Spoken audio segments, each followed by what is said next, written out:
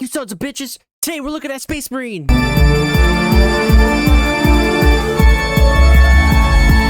Welcome back to the next slice of the Breadlog. It's a special one, with this one being the 10th slice of the Breadlog we're looking at, and that is Space Marine 2. This is the journey of FredBread, myself, going through and eating the Breadlog one at a time, and letting you all know whether or not you should play them with 3 different rankings, going from toasted to moldy. Space Marine 2 was bought in the summer sale that just passed by, and I had to play it right away because 1, I love Warhammer, and 2, I just kind of feel that I needed some sort of completion to the story of Titus and what happened to him and how everything worked out, and it worked out in a way, and I don't know, we'll see.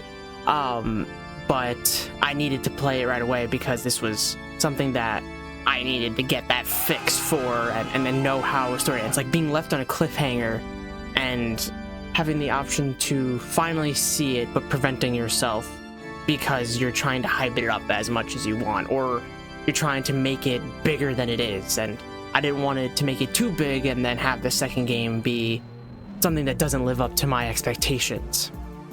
So in the game, we are kind of thrown in, and you're playing as a Space Marine from the Death Watch, and eventually you come to find out that it is Titus doing his penance for the heresy that he was accused of. He didn't do it. He was accused of it in the previous game. And at first, when he was talking, on the Vox system, I was like, this is not him. This is not Titus. It's a totally different person. And it's totally because of the new voice actor. It's not Mark Strong anymore. It's somebody new, but it's pretty close. It's actually fairly close at times. Still, I think this guy actually does a better performance because I think a lot of actors just kind of phone it in, especially like Benny from New Vegas is one that always comes to mind when I think of actors in video games. There's a couple of others too, I just can't think of it. Oh, Peter Dinklage from Destiny. To be honest, I don't know how I feel about him. I know a lot of people thought he didn't play it well, and then when it became Nolan North, everybody was like, bring back Peter Dinklage. I don't know. It depends on how you see it and how nostalgic you are about the game. And continuing with Titus, you are officially reinstated as an Ultramarine, and you are changed from a normal Space Marine to a Primus Space Marine. And basically what that is you're a Space Marine, but literally any of the drawbacks that there could be are no longer there, and you're just better now. But from what I had learned in the lore, when you do become a Primaris, you kind of forget who you are, but Titus knows who he is, and a lot of them don't really live through it, but still it's worth it because in the 41st millennia, it's always worth it. Anyway, I mean, when you play the game, you don't really see the difference between a Primaris and when he was before. I mean, they kind of just mentioned it. They don't, and then there's a couple points where it is a point where it's brought up, but it's not like, what's a Primaris? This is a Primaris. You have these special stuff because he is a Primaris. It's more like, you're a Primaris, that's kind of it, let's move on. And while you're playing as Titus now, you are trying to prove your worth. They know, people in your squad and in your battalion and platoon, they know you fought in the Death Watch, and your captain knows your past and is very cautious of you. And I think anybody would be, but I hold Titus as a very special place in my heart because he's so cool, and he was done so dirty by Leandros. That motherfucker, that Leandros, the HERESY bitch. And while you are trying to prove your worth, you are on multiple planets instead of just one like the last game, and you are fighting Tyranids and Chaos Space Marines. And specifically, the Space Marines are the Thousand Suns. As far as the Tyranids are, they're a horde group. They are kind of a hive mind. They act on a single mind, doing and killing anything in their way. They basically eat the biomass of people, and they kind of expunge it as like really gross squishy stuff. I don't kind of gross looking stuff. And you fight multiple variants of them, you know, ones that are have guns, ones that, you know, go invisible, and you know, boss like Tyranids that are bigger than your Space Marine, who's like 7 feet tall, you know. So quite a enemy that they have to face. And then the Thousand Suns come later on in the game, and they are hollow. When you kill them, they are hollow, and it's most likely, I think from the lore, is because when they flip sides during the Horus Heresy, they started dabbling in magic, specifically with Tzeentch, and they have this very Egyptian kind of look, and because of that, a lot of them lost their own bodies and are kind of just being guided by a soul or sorcerers. I'm not really certain. I think it's sorcerers. I think the sorcerers have a control of the armor. It's a bit weird. I mean, you do eventually fight an actual chaos Space Marine, like an actual physical being, and under their wing they have different people that they're in charge of and different monsters that they have in their arsenal, those being, you know, heretical followers and even some larger behemoths that are even seen in the fantasy world, because fantasy and 40k are somewhat tied together. It's a weird loose tie. I mean, they're the same company, so they can use the same assets, since chaos is basically the same in both. So you fight a bunch of different monsters, and it's cool to see these different monsters in a, you know, up close scenario compared to, you know, sometimes tabletop or even in video games where you're like on a top-down perspective. So it's nice to finally see all of that in a much more intimate perspective. Intimate in a very sexual way. Not sexual. Sexual. No. Well, and while fighting these two different factions, you are using many different primary and secondary weapons, a bigger expansion from the game. There are carbine weapons. You have the classic bolt gun, you know, the stalker rifle, the melt-a-gun, a bigger melt-a-gun, heavy bolt rifle, many different ways to take care of the Xenos filth, the heretical scum, as some might call them. And doing this is a better way of having variation to the game that already allows a good amount of variation in destroying anybody in your path as a Space Marine. 7-foot fuckers, 2 hearts, I think 3 lungs. I think their skin is literally made of almost like steel, or has like the tensile strength of steel. You know, crazy. And then they were wearing like basically like a, you know, bomb shelter armor on top of them, and running around and rolling, which physics, because I don't know how you can make that make sense. Yeah. And it also expanded a little bit on the melee weapons, including a power sword as well. And I think in the PvP and PvE, because it's a little weird with the campaign and the separation with the everything that is extra content, you can have a shield as well with your sword to just literally, you know, tank damage if needed. So there are 3 different game modes that you could play from, which is the campaign, PvP, and PvE, with campaign being like literally how you get into the game and just teaching you how to play. And it added a lot of new mechanics, including dodging, perfect dodging, and pairing with a gunshot reaction move, which is amazing. It's literally so much dopamine every time you get it. It just feels so good. And then it, like, the camera kind of zooms in when you do it sometimes, and it's like you're shooting them right in the fucking face, and it's like, that's space. I'm a fucking badass. Bring me the 41st millennium now.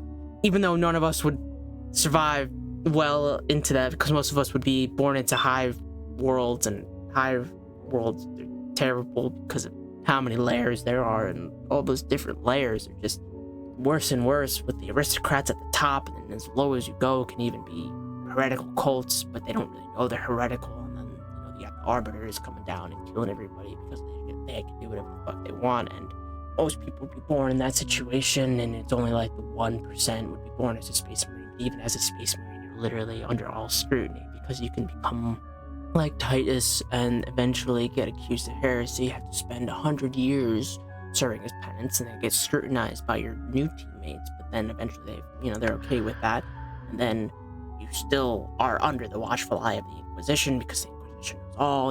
The Inquisition's saying is innocence proves nothing, and that's exactly what happens with most people, because you literally just disappear. And along with the Inquisition, there's other, the Inquisition Hereticus, Xenos, and another one, and it's like they have control of everything in the ecclesiarchy, and the ecclesiarchy, shouldn't have even formed with the God Emperor. The God Emperor didn't even want to become God. He's just the Emperor of Man. And then, the Big E is just in a fucking chair, but now he's moving again. So we don't know. He's still alive. We all thought he was just a corpse in a chair, but he's probably alive.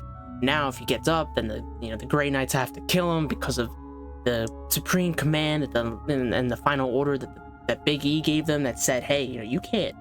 Like, if I start to move, you gotta kill me. But then the Custodes are in the way, and the Custodes are basically like 100 Space Marines for one custodian, and they can do some fucking damage, and I don't think they're just gonna let the Grey Knights just come in, just either, fucking incapacitate Big E, because technically the Big E is like the fucking North Star, allowing people to travel through the warp and know how to properly get there from place to place as safe as possible. Well, as safe as possible can be.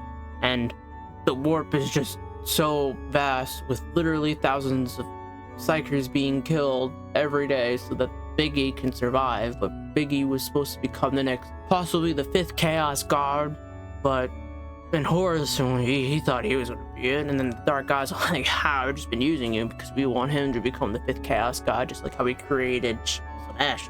It's, so Slanesh killing all the Eldari, because the Eldari were, literally, like, jerking their peen while they couldn't, while jerking their own, but jerking their family's peen. That is the best way I can put that, indulging in something that they shouldn't, and too much that they shouldn't. And finally, Slanesh was like, born. I don't even remember where that started. Operations is like Destiny.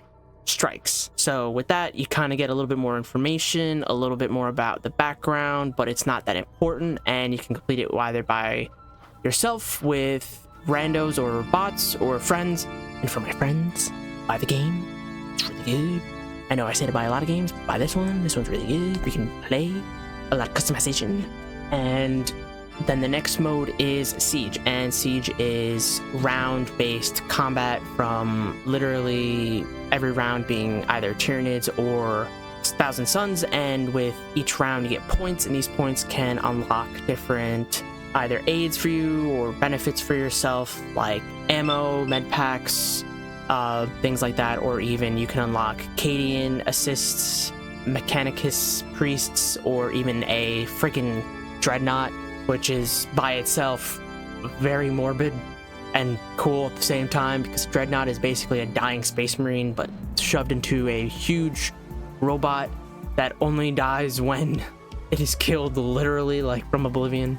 And stratagems, I think, are like Nightfall strikes. Oh god, it's been so long since I played Destiny. Basically the really hard strikes from Destiny's strikes selection. It's gonna be a lot of Destiny-esque talk, because it reminds me a lot of Destiny. And you have different limits on certain things. Like, I played one where it was you have no more ammo packs in the map, but melee weapon restores some of your ammo, and your health slowly regenerates to help you fight in melee. So, it works out. It's not like it's just straight, like, the developers are like, let's see how hard we can make this before our players start to cry and we can drink those tears. It's pretty fair as far as I have played so far. And then finally is PvP, which is Space Marines versus Chaos Marines, and I'm like, I didn't play this too much. I'm not a big PvP person. I used to be when I was younger, but not so much now.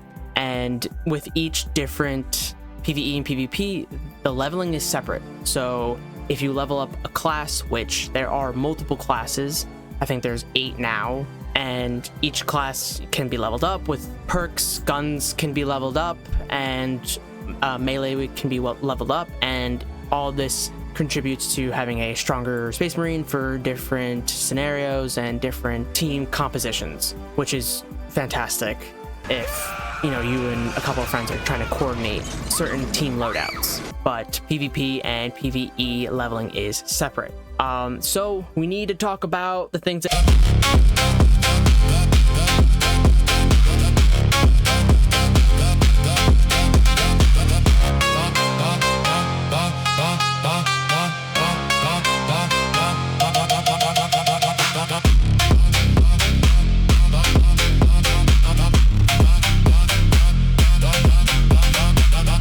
aged well. As always, executions, end game and constant content and updates, bosses. It's not just a copy of the first game but it's lots more gameplay, and the lore and content is phenomenal, and the dynamic characters all are so great.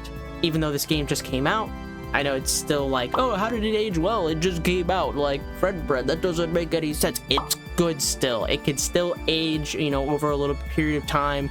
Games now have the attention span of big crowds for months before it dies down, and you lose like 80% of your player base, and then the devs stop caring and they stop updating it and stop giving patches to make things work. So starting off with the executions, phenomenal. A+, Big E approves. Basically, it just is a lot more polished. They kind of make it a lot more cinematic, so that when you do execute an execution, joke, a little pun in there, because execution, that it really shows you the time and effort that they put in to showing that each, different Tyranid, different Space Marine, different enemy has a different animation, and with each different enemy they can have multiple, and it's just so polished. It just looks so good. And on top of that, when you execute this time around, it regenerates your armor,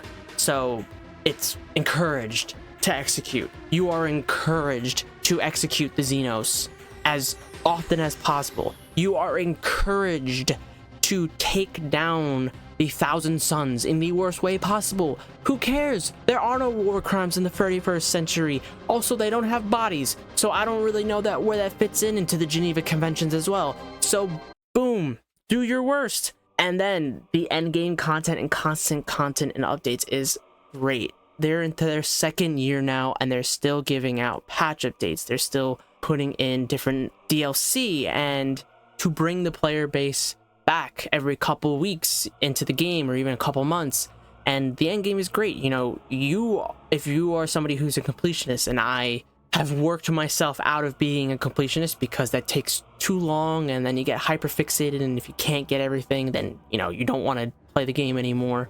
But for those who are very hyper fixated and they want to get everything, there are multiple classes that you can spend hours upon hours upon hours just grinding, getting all the upgrades, getting every different cosmetic to make your Space Marine look like the friggin' prom king of the ball. You want to go in there looking all swag. You want Thousand Sons to look like little babies going to kindergarten, wearing clothes that mom and dad picked out. Boom, this is how you do it. Endgame content and the DLCs to make your Space Marine look his spick and span best. And bosses. Whoa, can you believe that? Bosses and what was good?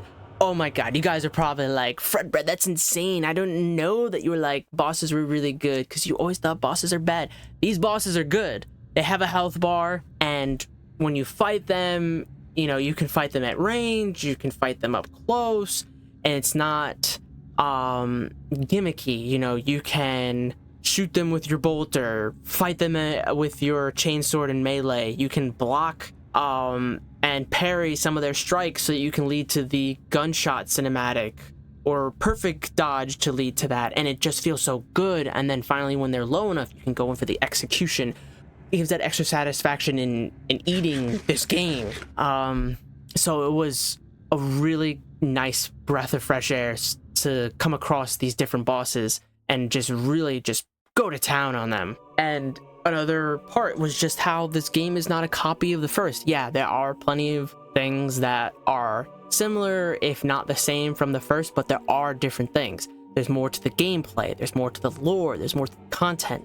Over the, I think, 10 years, over 10 years since the first game came out, there's been a lot more lore that they added in, or just to the general lore 40k world, and they included that. And it wasn't specifically, you know, just in the game and finding the data slates, which are the collectibles, but it was also just in the setting, in where you are, and in what you see, you know, flying on a Thunderhawk, going to each mission, and being on a battle barge, seeing different types of servo skulls, dealing with the Mechanicus, and seeing the different types of Space Marine heretical cults. Like specifically looking at the Thousand Suns is amazing compared to just generic Chaos Marines.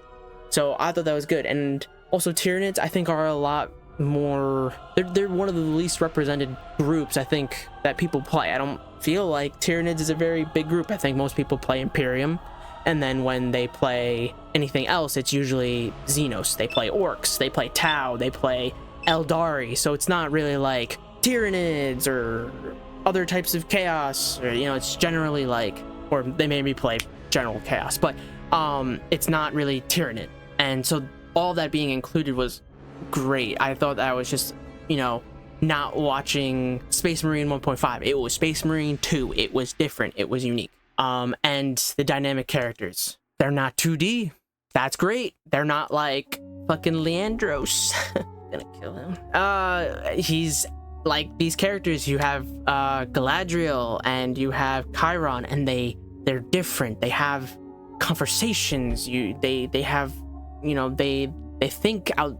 I don't want to say it. They think outside the box, but they think separately from everybody else. They trust. They look at the world in a different perspective. They don't just look at it in a dogged way. You know, they're very flexible, and it makes Space Marines look more than just these super soldiers who on the battlefield that just kill everything in their way that's not human. But honestly, phenomenal characters to have. Also, just having a Irish accent captain, fucking cherry on top. They will suffer, they will break, and they will fall. Sons of Gilliman, for the glory of Ultramar! For the glory of Ultramar! And then, you know, we need to look at the things that didn't age well. Emperor, Big E, forgive. And I've got to say, in all honesty, it's the biggest piece of dog shit that I have ever heard. Micro DLC. Do we really need to have micro DLC? I mean, I know you can get the season pass, but I don't. I think season passes, and I think most people think season passes are just not good. You know, you shouldn't want to have a fan base like buy a season pass, like if they're going to like go to the movies, or like for season pass tickets, or like ball games or some shit like that for season pass. I think, you know, they should just have a single package, or, you know, they should just just give it out as free LC. You know, that there's nothing wrong with giving out free LC. I know that their bosses might want otherwise, but what's the point of driving away customers when we know what works? Free LC brings people in. Free LC shows that making this game, making this extra content is not just about the money. It's about the players. It's about what they want. And them making this micro DLC, just, it's a Games Workshop kind of thing, but it's also like, you know, we are the hardcore fans, some of us, and those hardcore fans are gonna, you know, I guess we're gonna pay for it no matter what, which is proving, you know, that they're gonna pay for anything. But still, we're gonna be there depending on, you know, so I don't see why they're gonna give the DLC when they know that we're gonna be there, we're gonna pay for whatever and all that. If they wanted to include everybody, free LC. People who are normies, people who don't know this lore, free LC, bring them in that way. This is gonna be a weird one. This is my hot take one. AI, way too good at its job. I feel like there would be some scenarios I'm going around with like whatever gun, I'm going around with like a melt-a-gun. I'm trying to fight the enemy and they're already dead. Galadriel and Chiron bodied them. And I'm just like, oh, okay, I guess I'll save my ammo. Which is, you know, Melt-A-Gun has low ammo anyway. But, okay. I was like, cool. Thanks guys. I didn't want to have any fun, but I appreciate it. So they're very good. I mean, I always play my games on normal, so it might just be that at that level, they are a lot more handholdy, but they were very, very good for being AI and then not letting the player have their own time fighting. Kind of more, at some points, it almost felt like me just finding an enemy or two and taking them out, and that was it. And a lot of people's PCs, if they don't have at least a somewhat decent, almost modern rig, it's a big ask to play this game. It really is. For me, I mean, I was very lucky when I replaced all my parts, or not all my parts, but I replaced my CPU and my motherboard. Games are starting to run a lot better, but if somebody is still running, you know, even like a couple, maybe not 10 years ago, maybe like a 5 years ago, you know, CPU or graphics card, they might not be able to play this game as well, because it's very CPU and graphic intensive. You know, it's the Space Marines and the environment looks phenomenal, but you know, your GPU might not be able to handle that. And with all the Horde faction of the Tyranids, that's your CPU working right there, and it's gonna be hard for most people who don't have at least somewhat of a modern system on their hands. So it's a little hard for people who want to eat this game despite not having a more modern system. But that's only for PCs. If you have an Xbox or PlayStation, it's no worries. But consoles are a little poopy right now, so most people, I feel, are moving to PC, even with the horrible, okay, I wouldn't say horrible, but with the pretty rough release of the Steam machine. So yeah, I mean, people are still coming to PC, and you can always just pray to the Omnissiah that it'll work on your PC. And then even with the game, I just had a problem with this weird thing that they did at the end. At the end, we were on a burial world, and the Mechanicus, the Adeptus Mechanicus, the same ones who were like, technology good, Omnissiah, yeah, praise Omnissiah, oil on holy oil on everything, censor stuff, pray to the toaster that I'm about to drop into my bathtub, yeah. They found a Necron burial world, Necron grave world, whatever they're called, I don't remember. So my thing is, why have them show the Necron stuff and not show Necrons, not bring Necrons? So I had a problem with that. Why, you know, why have that build up and then not have them in there, not even have like a final boss with a Necron leader? But whatever, I digress, even though they should have been in there. And finally my boy, not my boy, this fucker is in the back of this game, Leandros, he's back. Okay, he was back. So Titus is dealing with the chaplain, basically a bitch. Basically these guys are messengers, and they are and specifically he's the messenger for the Inquisition, and he's like basically in charge of Titus and looking over what he's doing and making sure he makes penance. And then even when he is doing the right thing about what's going on, he's like, hey, this is kind of bad, I'm keeping an eye on you. But we don't find out until the end, and Titus is like, Leandros, and you're like, what the fuck? So fuck Leandros. All my homies still hate Leandros. I asked them, they said, yeah, Leandros is a stinky butthole and he needs to go and take the stick out of his ass, make him better, please. Yeah, because why keep him there? Nobody likes him. I get it's a callback to the first game. Fuck Leandros, he's so bad, nobody likes him. Why did they bring him back? Okay. And the length and completion time of this game campaign took me around 8 hours. To be honest, I was having a little bit of issues in the first hour or two, so I probably could have got it done in like 7 hours. And with all the end game content and PvP, all that could literally take tens, if not hundreds of hours to complete. But for myself, I have about 12 hours total. for this game. So my verdict is toasted. It's amazing. I would say that it's, you know, a piece of toasted white bread with a little bit of butter and some nice strawberry jam.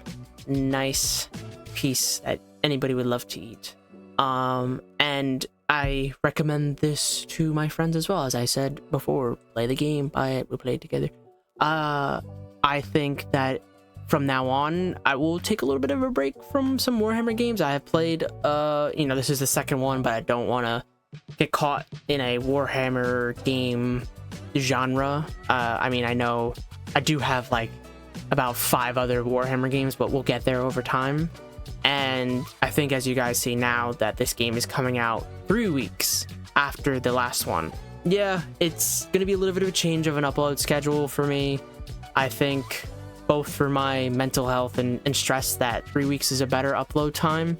It gives me 2 weeks to play the game and 1 week to edit, and the editing is kind of the worst part because it's just me, and I'm still getting used to it all, and it's a lot for someone who's still getting used to it, as well as I'm moving in like abroad, so I'm trying to make as much content as possible in that time.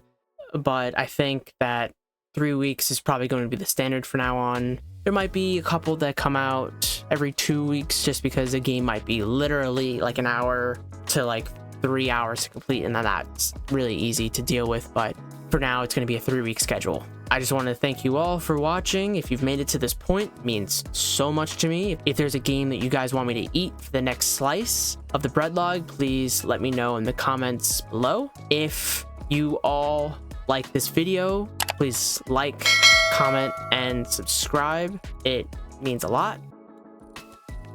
I will see you all in the next slice of the Breadlog, and again, please enjoy the breadcrumbs that didn't quite make it into this slice. I dropped my pen. Oh no. Baby. The Omniscience, praise be. I gotta get out the sensors. Crap. Okay. It's all, you know, things to bring the player dynamic ways of my own game. He's like, I don't trust you. Basically making sure he makes penis. And then fuck Titus. All my homies still hate Titus. I know because I asked them and they're like, yeah, Leandros. Wait. I said no. Scratch that. Leandros.